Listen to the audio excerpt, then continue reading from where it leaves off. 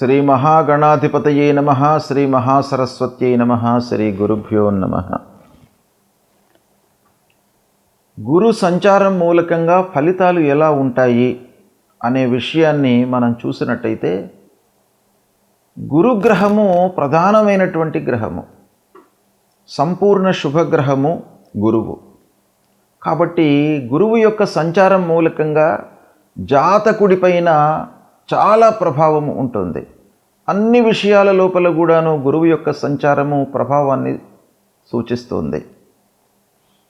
అయితే ఈ 2026వ సంవత్సరంలో గురుగ్రహము 1/6/2026 వరకు మిథున రాశిలో సంచరిస్తున్నాడు. గత సంవత్సరము 5 డిసెంబర్ 2025లో ప్రవేశమయ్యి 1/6/2026 వరకు మిథున రాశిలో సంచరిస్తున్నాడు. ఇందులో కొంత భాగం వక్రించి సంచారం జరుపుతున్నాడు, తదనంతరం రుజుమార్గంలోకి వస్తున్నాడు. కానీ రాశి మార్పు జరగలేదు, మొత్తం కూడాను మిథున రాశిలోనే 1 జూన్ వరకు ఉంటున్నాడు. గనక ఈ మిథున రాశిలో సంచరిస్తున్న సమయం లోపల 12 రాశులలో జన్మించినటువంటి వారికి ప్రత్యేకంగా గురువు యొక్క ప్రభావము ఎలా ఉంటుంది అనేటువంటి విషయం పైన మనం కాన్సన్ట్రేట్ చేద్దాం. వృషభ రాశి జాతకులకు ఈ మిథునంలో గురువు సంచరిస్తున్నటువంటి సమయం లోపల ఎలాంటి ఫలితాలు ఉండబోతున్నాయి, ఎలా ఉంటుంది ఈ కాలము అంటే 5 డిసెంబర్ 2025 నుండి 1/6/2026 మధ్యకాలంలో మిథున రాశిలో బృహస్పతి సంచరిస్తున్నాడు. అయితే ఈ సమయంలో వృషభ రాశి వారికి చాలా కలిసి వస్తుంది. ఏంటంటే 2వ స్థానం అవుతుంది. 2వ స్థానము గోచార రీత్యా చాలా ఉత్కృష్టమైన స్థానం, ధనస్థానము, కుటుంబ స్థానము, వాక్ స్థానము. కాబట్టి చాలా పనుల లోపల మీకు కలిసి వచ్చే అవకాశాలు ఉన్నాయి. ఈ సమయాన్ని మీరు 100% యూజ్ చేసుకున్నట్టయితే చాలా సత్ఫలితాలను పొందుతారు.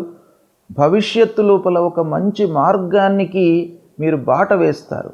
కాబట్టి ఈ సమయం పైన మీరు ఫోకస్ చేయండి. ఏమేం ఫలితాలు ఉండబోతున్నాయి అనే విషయాన్ని చూసినట్టయితే, ఆర్థికపరమైనటువంటి విషయాలలో మీకు పురోగతి కనబడుతుంది. ఈ సమయంలో కుటుంబం లోపల అందరితో కూడాను అన్యోన్యత పెరుగుతుంది. అన్నదమ్ములు, అక్కాచెల్లెళ్ళు, తర్వాత కుటుంబ పెద్దలు, వీళ్ళందరితో కూడాను మీకు ప్రేమ భావంతో ఉంటారు. దీన్ని మీరు ఉపయోగించుకున్నట్టయితే మీ లోపల ఒక విశ్వాసం పెరుగుతుంది. ఇక మాట యొక్క ప్రభావం బాగా ఉంటుంది ఈ సమయం లోపల. అంటే మీరు వేరే వారితో సంభాషిస్తున్నటువంటి సమయం లోపల కొంత జాగ్రత్తగా మీరు మాట్లాడుతూ ఉంటారు. అంటే యాదృచ్ఛికంగా మీరు మాట్లాడినప్పటికీ బాగా దాని ఎఫెక్ట్ అనేది మీకు బాగా కనబడుతుంది. ఆదాయ మార్గాలు మీకు పెరుగుతాయి. ఇక ముఖ్యమైనటువంటి విషయం ఏంటంటే, ధనస్థానంలో సంచరిస్తున్నాడు గురువు. గనక మీరు సేవింగ్స్ పైన, పొదుపు పైన బాగా మనస్సు నిలుపుతారు. పాత అప్పులను రీపే చేస్తారు. ఈ సమయం లోపల పాత రుణాలన్నీ కూడాను మీరు తీర్చేసి చాలా ఆనందంగా, సుఖమయంగా ఈ సమయంలో ఉండే అవకాశాలు ఉన్నాయి. ఇక వ్యాపారస్తులకు వ్యాపారంలో విజయం చేకూరుతుంది. అన్ని విషయాలపైన చర్చించి మీరు నిర్ణయాలు తీసుకునే అవకాశం ఉంది. ఇక సాంఘికంగా అంటే సంఘంలో మీకు మంచి పేరు వచ్చే అవకాశాలు కూడా ఉన్నాయి. కీర్తి ప్రతిష్టలు, గొప్పవారితో, సమాజంలో మంచి స్థాయిలో ఉన్నటువంటి వారితో మీకు స్నేహం ఏర్పడుతుంది. ఇకపోతే తినే విషయం లోపల, ఆహార విషయం లోపల కొంత మంచి అలవాట్లను మీరు చేసుకునే అవకాశం కూడాను ఈ సమయం లోపల కనబడుతుంది. ఇకపోతే ప్రత్యేకంగా మిమ్మల్ని కొంతమంది పిలిచి మాట్లాడేటువంటి అవకాశం కూడాను ఉంది.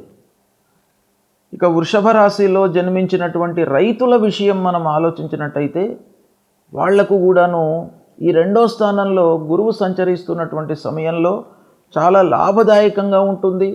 పంటలు కానివ్వండి, వాళ్లకు రావాల్సినటువంటి డబ్బు కానివ్వండి, ఈ కాలంలో అందే అవకాశము ఉంది.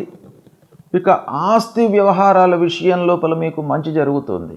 ఆస్తులు కొనడమే కానివ్వండి, పూర్వం ఉన్నటువంటి ఆస్తుల మూలకంగా మీకు రాబడి కానీ చాలా పెరిగే అవకాశము ఉంది.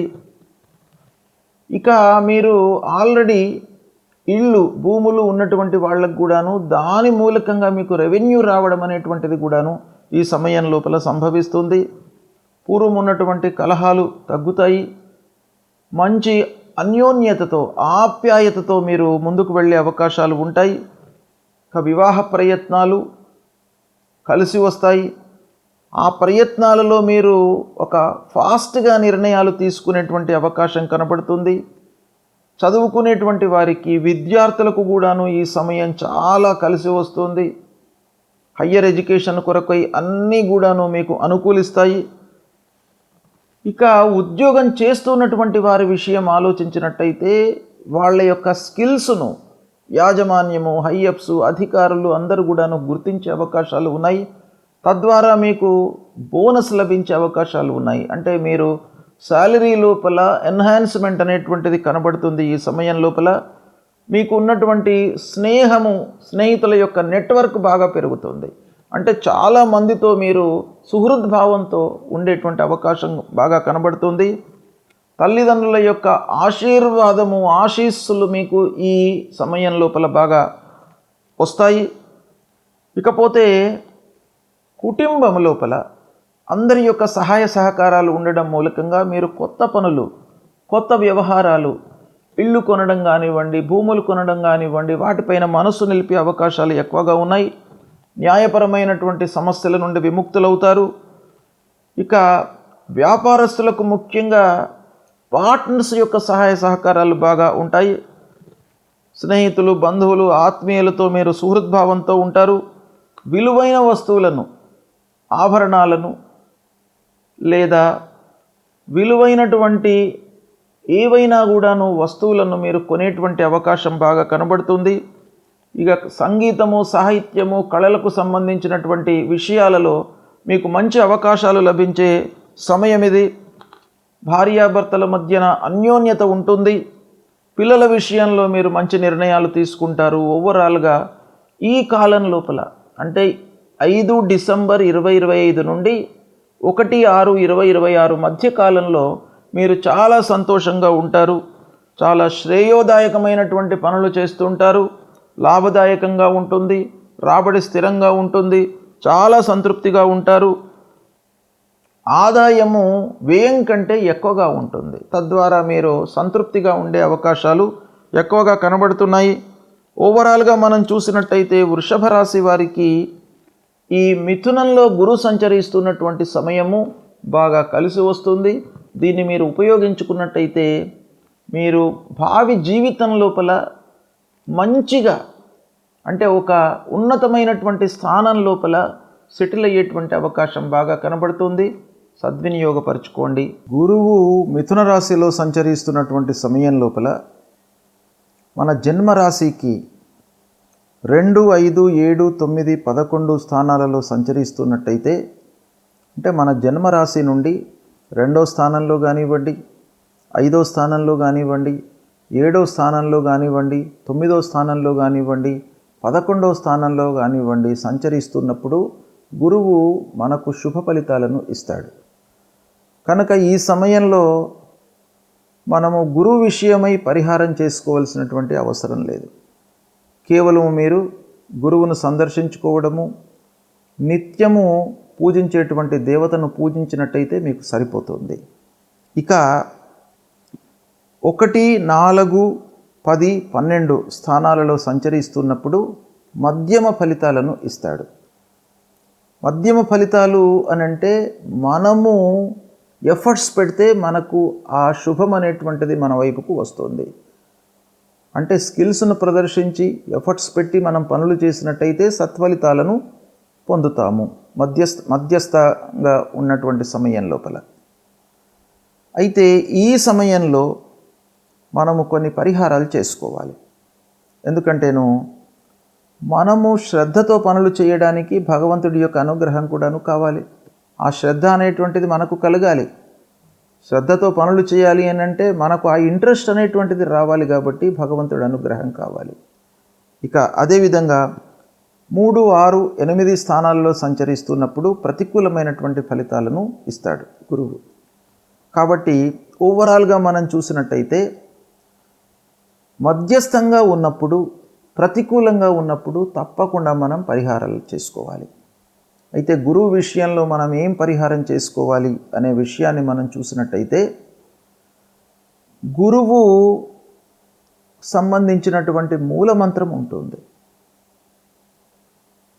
దేవానాంచ ఋషీణాంచ గురుం కాంచన సన్నిభం వందనీయం త్రిలోకానాం తన్నమామి బృహస్పతిం అనేటువంటి ఈ మూలమంత్రాన్ని ప్రతినిత్యం కూడాను ఒక 16 మార్లు మీరు జపించినట్టయితే ఆ గురువు యొక్క అనుగ్రహం లభిస్తుంది. అంతేకాకుండా సద్గురువులను సందర్శించుకోండి.